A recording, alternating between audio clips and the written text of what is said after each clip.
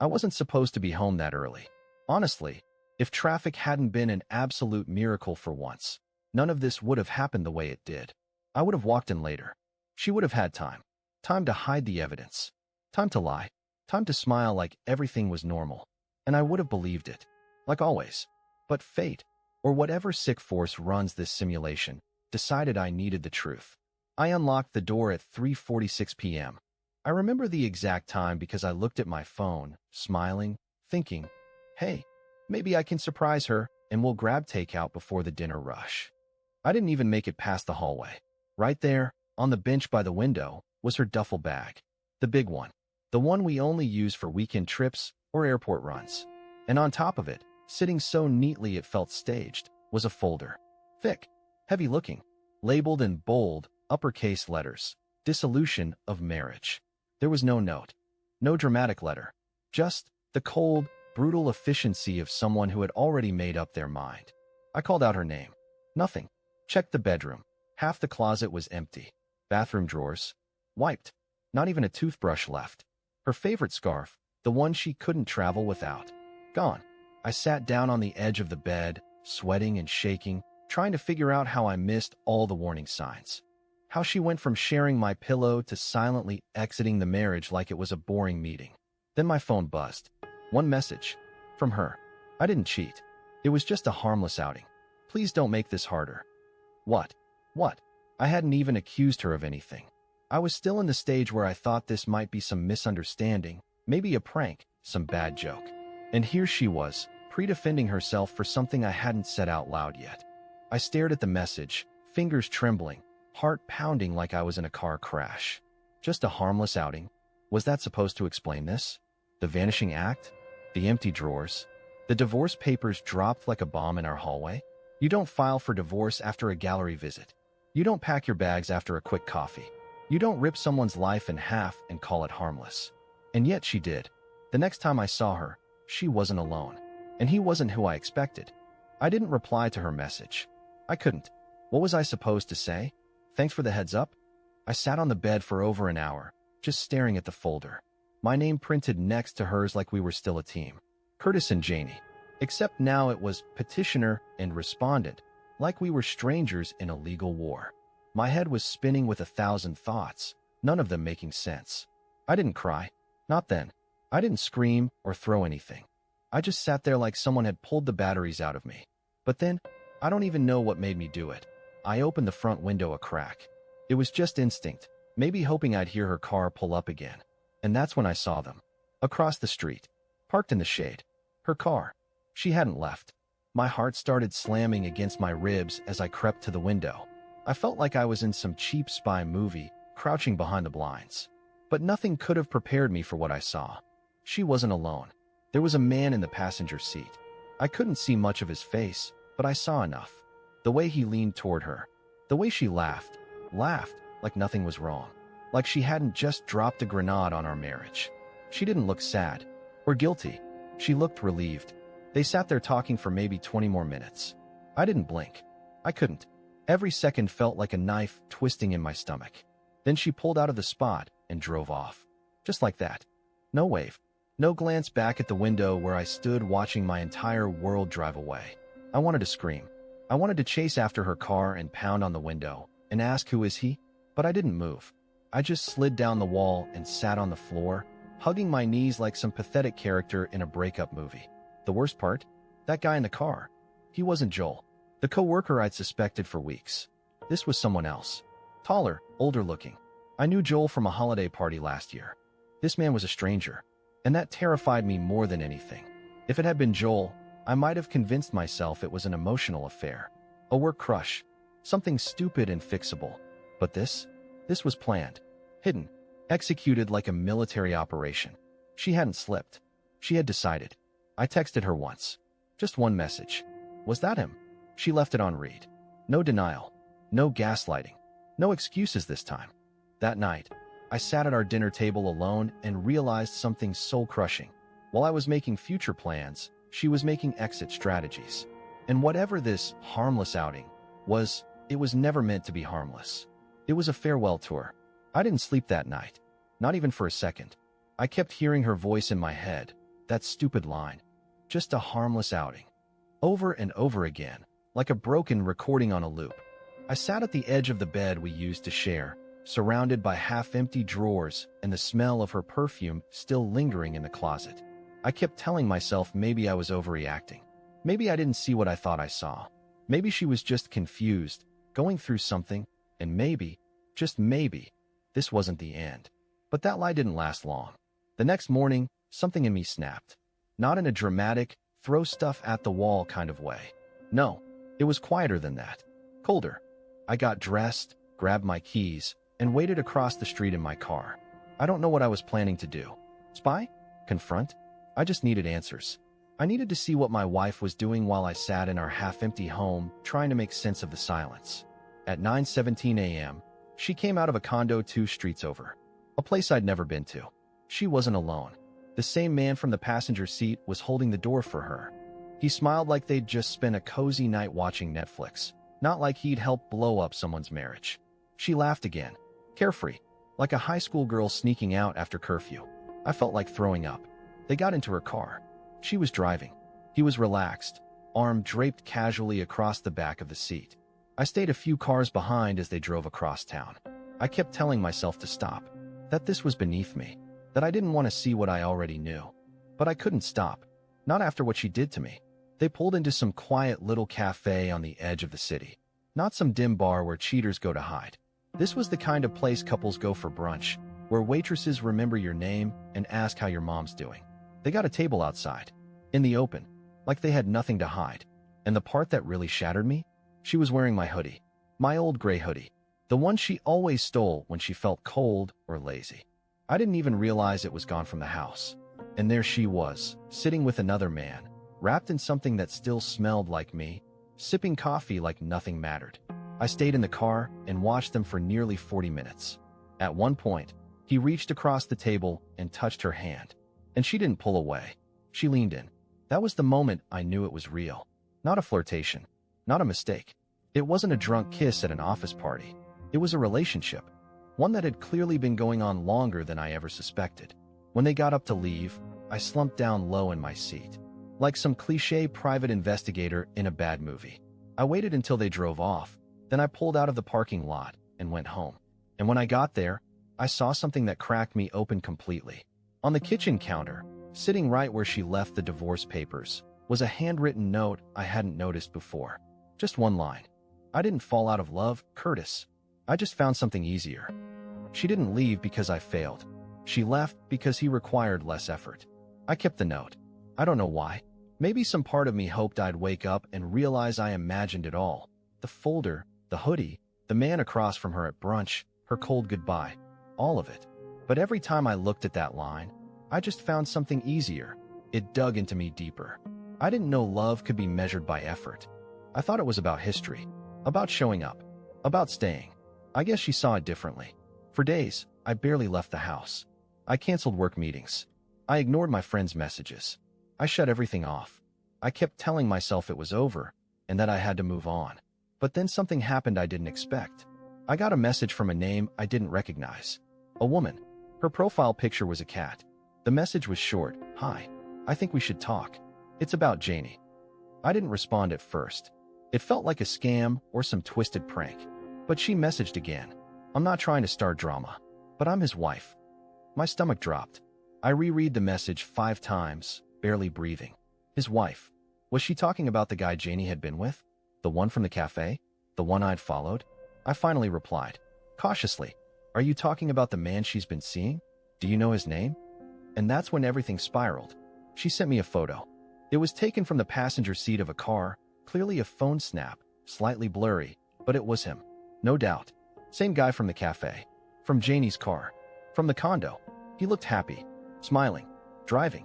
The timestamp was from 3 days ago. That's my husband, she wrote. His name is Byron. I found texts between him and your wife. I think this has been going on for months. At least. Byron. I didn't even know a Byron existed in our world. I never heard her mention him. Not once. He wasn't from her job. He wasn't a family friend. He was someone she met behind my back, built a relationship with, and then lied about while still sleeping next to me every night. The woman, her name was Alina, was calm, too calm. She'd clearly had time to process what I was only just beginning to understand. We talked for almost an hour. She filled in blanks I didn't even know existed. Janie and Byron met at a local volunteer event months ago. Some fundraiser for a community garden. They hit it off. Started texting, then calling, then running errands together. And somewhere in between my business trips and late-night grocery runs, she started leaving pieces of herself with him. Her favorite blanket, a toothbrush, my hoodie. Alina said she'd confronted Byron a week ago, and he admitted everything. Said he was in love with Janie, that she made him feel alive again, that she didn't nag him or make him feel like he was always behind in life. I laughed bitterly when I heard that, as if being neglected, ignored, and lied to was somehow more freeing. I thanked Alina. She didn't owe me anything, but she gave me the one thing Janie never did, the truth. And with that truth, something shifted. Because it wasn't just betrayal anymore. It was conspiracy. They'd built a life together in the shadows. Two cheating hearts hiding behind cafe menus and middle-of-the-night text messages. While I sat at home folding her laundry and wondering what I could do better. But I wasn't wondering anymore. I was planning. I think there's a moment in every betrayal story where grief gets tired of itself. Mine came the day after I spoke with Alina. I was sitting in our empty living room. No more hours, just mine now. And I realized something weird. I wasn't sad. I wasn't even angry. I was quiet, focused, like something had clicked in me and stopped the noise. See, while Janie had been packing her feelings into Byron's arms, I had been paying attention. Maybe not to what she was doing behind my back, but to the patterns, to the routines. I remembered things. Where she hid her passwords, where she kept her journals, what apps she thought I didn't know about. And I also remembered something else. She never changed the lock code on her iCloud. I don't know what I was expecting to find when I logged in. Maybe some half-deleted texts, some blurry selfies. What I found instead was a digital roadmap of her double life. There were entire albums of photos. Her with Byron at the lake. Her in my hoodie at his place, feet on his couch. Her smiling in front of the mirror, taking mirror selfies I'd never seen, in outfits she told me were too revealing for outside. I couldn't even breathe properly scrolling through it.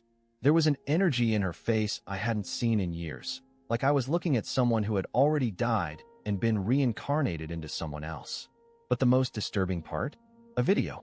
It was shaky, taken at night. The camera turns as she laughs and whispers, "Don't post this, Byron will kill me," followed by his voice, "You're safe now. He won't even see it coming." He was me. I must have replayed that one sentence 10 times, my stomach churning, fingers trembling. It didn't sound romantic. It sounded strategic, cruel, planned, like I was the fool in some game they were enjoying too much to end. I started digging deeper. Calendar events, notes, shared locations. She had set reminders to bring Curtis's car back and clean texts after Tuesday. There was even one that said, "Ask Byron Rhee, the lawyer." I nearly choked. She'd used me for stability while building her escape plan with another man, and she didn't even bother hiding it very well. But she made one mistake, a massive one. She never revoked access to our shared storage unit. We'd had it for years. Mostly used it for winter coats, old furniture, stuff we never wanted to throw out but didn't want to trip over. And apparently, she'd been using it to stash things she didn't want me to see. Receipts, gifts, a framed photo of them at some beach I've never been to. Handwritten letters, dozens, stuffed into a box labeled backup.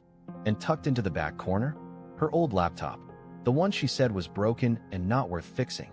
I took it home, booted it up, and the files that were still there, they changed everything. Because it turns out, Janie had a plan, a real one, with dates, legal notes, a draft of a statement accusing me of emotional neglect. She was planning to say I made her feel unsafe, that I was unavailable and controlling. None of it was true, but written out like that, in her handwriting, it looked ready for court. She was going to use my silence against me. She'd been building a story where I was the villain, and she was the brave woman escaping her broken marriage. Except I wasn't broken. I was betrayed. And now, I had every piece of her puzzle. No yelling, no revenge post, no late-night confrontations. That's not how I was going to handle this. Because if she wanted freedom so badly, she was about to get it. Just not the way she expected. I didn't sleep after finding the files on her old laptop. I couldn't. It was all too detailed, too rehearsed. Janie hadn't just been planning an exit. She'd been preparing a whole narrative. She wrote herself into the role of a victim so convincingly that I wondered how many people she'd already tested it on. A cousin, a friend, maybe even her parents. The thought made my skin crawl. That morning, I stared at myself in the bathroom mirror for longer than I cared to admit. I looked like a man who'd been hit by a truck, but I was thinking clearer than I had in years. For once, I wasn't crying. I wasn't begging anyone for answers. I was done being the soft-spoken, understanding husband she could manipulate with guilt and half apologies. So I started taking my life back, piece by piece. I called my friend Damon, someone Janie always said she couldn't stand because he gave her weird vibes. You know what that really meant? Damon saw through her. He always had. I told him everything. No filter. He didn't say much at first, just listened. But when I told him about the fake, emotional neglect claim she was drafting, he interrupted me with one sentence I'll never forget. Then don't let her be the narrator. So I didn't. I spent the next 72 hours doing everything Janie never expected me to do. I froze the joint accounts legally. I pulled all the text and location metadata from her phone's cloud backup, including dates that directly contradicted her story. I even tracked the name of the attorney she had consulted, who, ironically, had left her detailed notes in her cloud drive under the label personal. Rookie mistake. Then I went to the house. Not the house we lived in. The one she rented under her name just a few miles out. The one I only knew about because her Uber receipts had pinged the same location again and again. I didn't knock. I didn't shout. I left one envelope in the mailbox. Inside was everything. Screenshots, journal pages, email drafts, photo timestamps, her fake court narrative next to the real digital trail. I didn't write a note. I didn't need to. I just labeled the folder, Freedom, as you defined it. Then I left town. I packed up my essentials, not in panic, but with purpose. I rented a cabin 2 states away under my cousin's name. No social media, no calls. I forwarded my work email to Damon with a short message. Cover me for a week. I'm reclaiming oxygen. Janie didn't try to contact me right away. Maybe she thought I'd blow up her phone. Maybe she thought I'd show up crying, asking why. But I gave her nothing. And when people like her don't have an audience, their performance falls apart. 3 days later, she cracked. The first message came in just after 10 p.m. Curtis, where are you? Then, I need to talk to you. Please. It's important. Then a missed call. Then 2 more. I ignored them all. By day 5, the messages turned emotional. I didn't mean for it to go this far. And I made a mistake. Can we talk like adults? And then finally, I didn't expect you to disappear like this. You're scaring me. That one made me pause. Not because I felt bad, but because it showed me exactly how much she'd lost control.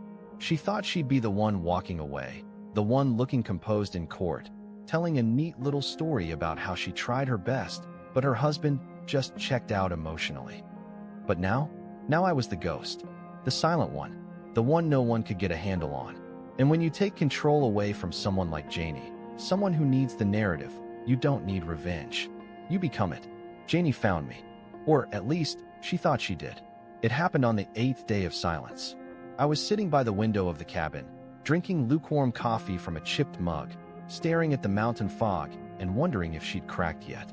I'd been waiting, not out of spite, not really, but because I knew her, knew how badly she needed to control how people saw her. And the moment she realized that version of her life was slipping through her fingers, she would come running. Not because she loved me, but because she hated being exposed. That morning, I got an alert from the cabin's security app. Motion detected.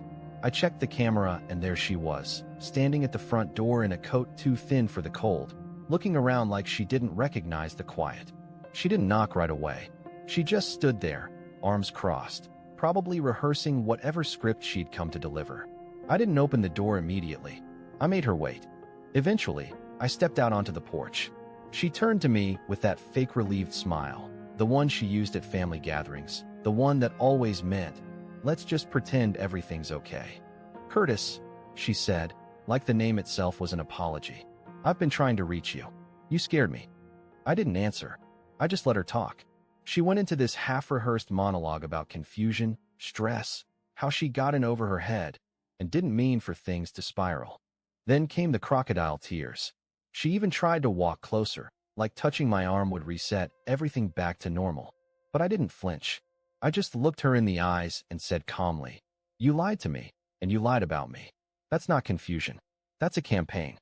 Her face twisted. Not sad, cornered. She hadn't expected me to be calm.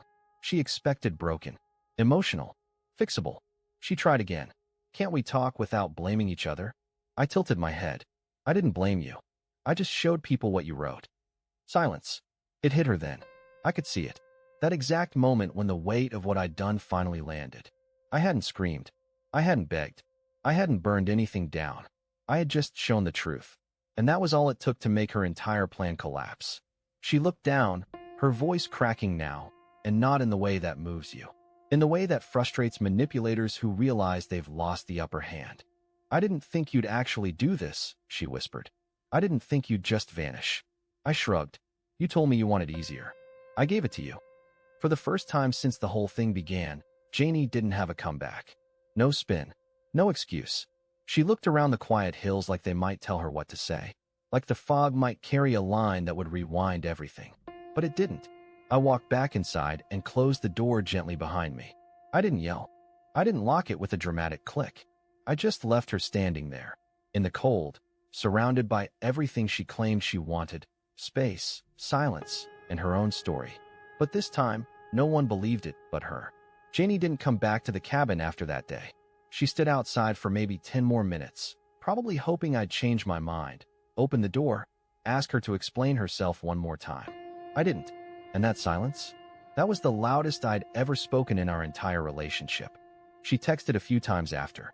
Long paragraphs filled with half apologies, dramatic reflections, and those desperate lines cheaters always seem to reach for. "We had something real once, and you know me better than anyone." I never replied. Not out of spite, not out of revenge, but because I realized something I should have seen a long time ago. Knowing someone doesn't mean you have to keep carrying them, especially when they let go first. After the cabin, I didn't go straight home. I extended the stay by another week. I read books, cooked for one, took walks without needing to tell anyone where I was going. There was a stillness I hadn't felt in years. Not the heavy kind that comes from heartbreak, but the clean kind that follows when the weight is finally off your chest. And in that quiet, I found something I thought was gone: myself. Funny how that works. You spend so long trying to keep a relationship alive, you forget who you were before it started dying. I wasn't Curtis the husband anymore. I was just Curtis. And that was enough. When I finally returned home, I didn't just walk back into the old routine. I changed everything. Sold the house. Donated half the stuff we'd collected. Moved to a smaller place near the lake. Somewhere peaceful. Somewhere new. And then, completely unexpectedly, something good happened.